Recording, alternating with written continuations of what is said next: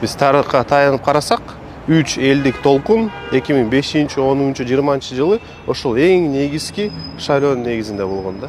Мыйзамсыз шайлоолор буга чейин өзүңөр белгилүү болгондой, мисалы 2010 жылдан баштап 2020 жылга чейин алсак, бул жерде биринчиден партиялар өзлөрү чоңдор болобу, бийликте отургандар болобу, мурунку премьер-министрлер болобу, ушундай эле олигархтар болобу биригип алып, партияларды түзүп алып, ошол партиянын тизме менен шайлоого өтүп, катышып, анан шайлоолорду өзүңөр белгилүү болгон бүт баары акча менен болчу да. Акча менен акчаны берип эле ошондой добуштарды алып өтчү да.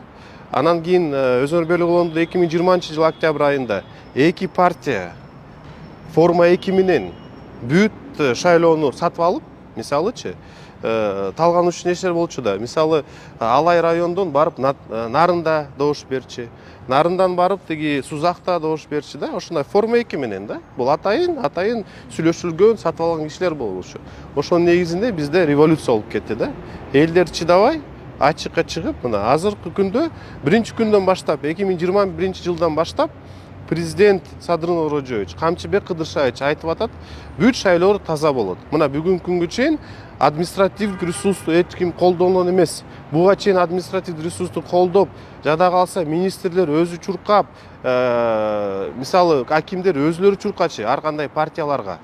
Анан ошолор өзлөрү портфеллерди бөлүп коюп, мамлекетти тоноп 20 жылы ошондой акыбалга алып келген да. Азыркы күндө мына ушундай көрүнүштөр жок. Биринчиден коррупциялык көрүнүштөр азайды шайлоо өткөрүп атканда. Экинчиден административдик ресурсту колдонуу жок, таптакыр эле.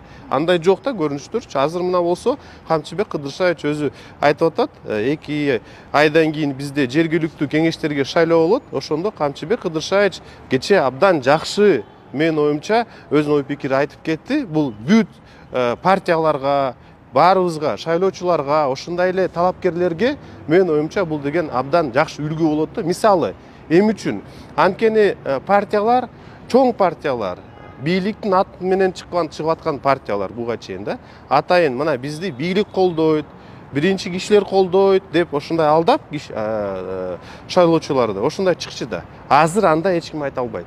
Бүт ата журт, мекенчил жана башка мындай бийликтин атынан чыккан партиялар болбойт. Мына Камчыбек Кыдыршаевич аны конкрет түрдө далилдеп берди кече. Экинчиден, бул жерде административдик ресурс болбойт. Бүт баары тең болот да. Мисалы, шайлоого чыгып атасыңарбы? Эл үчүн кызмат кылгыла партиялар. Бирөөнүн чөнтөгү үчүн эмес, бийлик үчүн эмес, эл үчүн. Шайлоо деген эл үчүн да. Ошол үчүн эл кааласа тандайт, каалабаса тандабайт. Үчүнчү эң негизги принцип биз бүгүнкү күндө, мына биринчи күндөн баштап Садыр Нуркожоевич ошондой эле Камчыбек Кыдыршаевич күрөчүп келатат, бул коррупция. Тилекке каршы коррупция бүт тармактарда, ошондой эле шайлоолордо. Бул кандай коррупция? Акча берет, тизмеге кирет, мурун кирчи да.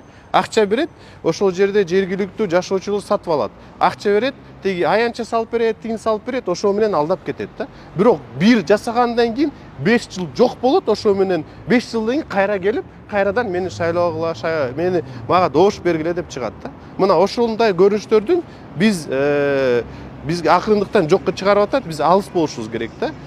Депутат күнү түнү, жада калса 24 саат ошол шайлоочу, ошол шайланган регионго, жада калса бүт Кыргызстан кызмат кылыш керек.